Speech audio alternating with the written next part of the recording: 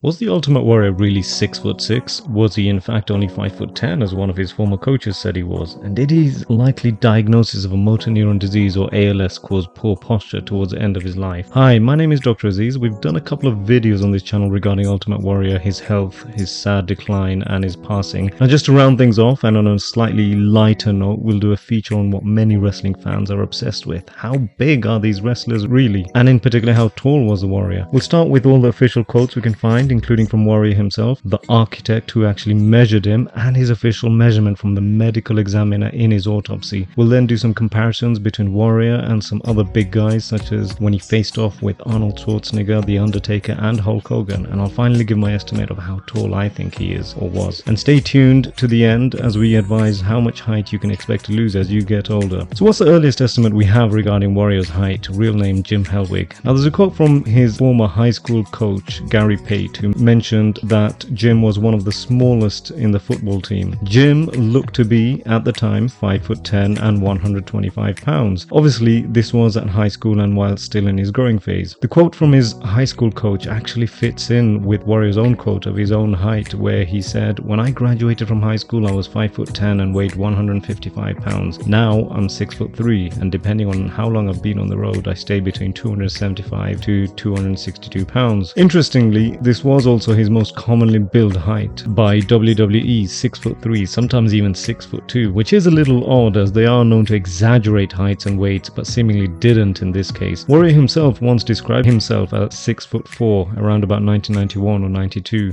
There's got to be some more questions. That guy standing up here, 6'4", 270 pounds, got his face painted.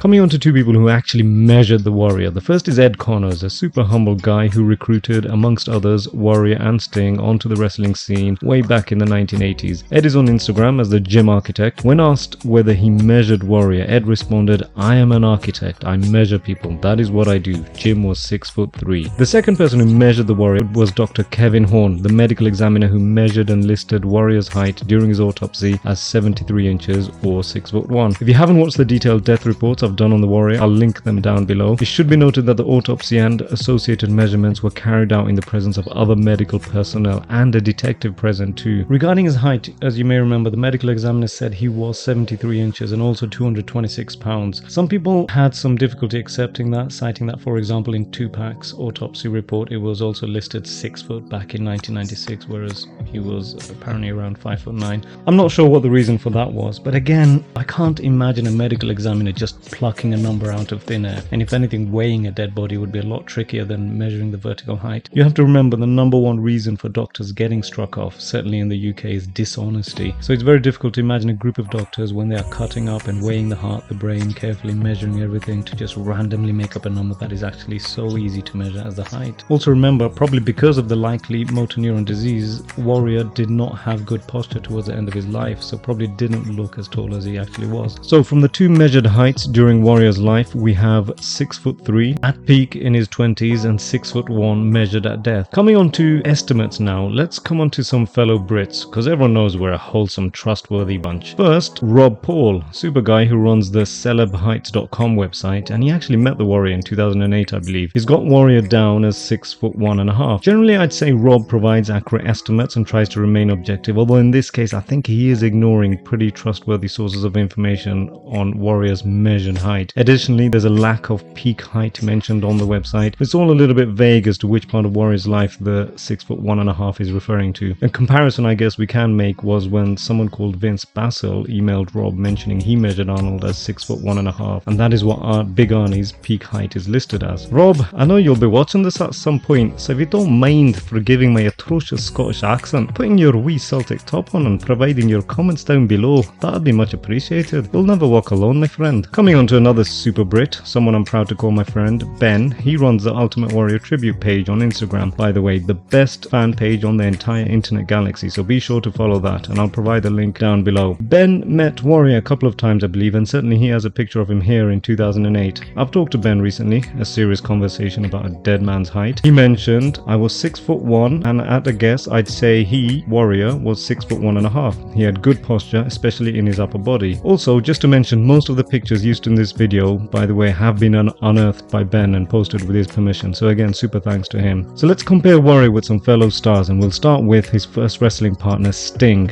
They're good to compare because they were the same age and very similar in height. In a lot of pictures, it is actually hard to tell who is taller. The most telling picture probably is this one, where they are literally nose to nose, and you can see Warrior is or seems actually a little bit taller. We also have another comment here from Ed Connor stating their respective heights. Warrior at 6'3" and Sting 6'1". By the way, towards the end of this video, I'll be giving some tips on how to prevent height loss as you get older. That would be useful for anyone over 35, so stay tuned for that. So here is Warrior next to peakish Hulk Hogan, likely around 6'6" at this time, and also next to ref 5'6" Dave Hebner. In all honesty, Warrior looks a solid 6'2" or 6'3" here. This is a picture 25 years later from 2014. Hogan likely 6'3" here after multiple back surgeries. To be honest, Hogan looks even bigger here relative to when they faced off in WrestleMania 6. Warrior had ALS by this point, as mentioned in the other videos, in addition to being unwell with heart failure, and died 2 or 3 days later, tragically, after this picture. These are some pictures with Randy Savage, who is usually quoted as 6 feet or 6'1". Warrior really looks big here, even taller than Savage wearing his Willy Wonka hat. Although in this video they're looking more similar in height, though Randy is still wearing a mental hat. To be fair, they're both looking and sounding positively mental here. By the way, Randy Savage's death report will soon be up on this channel too, if it's not already by the time you're watching this, and that also includes Randy Savage's height measurement at death, so be sure to hit the subscribe and notifications button to make sure not to miss that. Looking a little smaller here, Warrior next to 6'2" Goldberg around about 1998 in WCW, both in height and build. Not often you say that when you compare Warrior with other guys. Now, comparing to some even bigger guys, here is Warrior next to Sid Justice, who mentioned that he himself was measured at his wrestling peak at 6'6". We also have Warrior here next to Undertaker, who was probably similar height to Sid Justice. And here we have Warrior next to Big Arnold, or not so Big Arnie, when standing next to peak Warrior here. I mean, Warrior really looks the bigger man here, both in terms of height and mass. Look at the angle of vision, then look at the breadth of the shoulders. Aye, get down! Arnold is likely to be 6'1.5" here. Warrior definitely looks 6'2" at least. Here he is next to 5'10" Shawn Michaels. A few different pictures, including a few days before he died. A couple of pictures in his last few days during that final WrestleMania in 2014, next to 5'10" Mr. T, and with Bautista,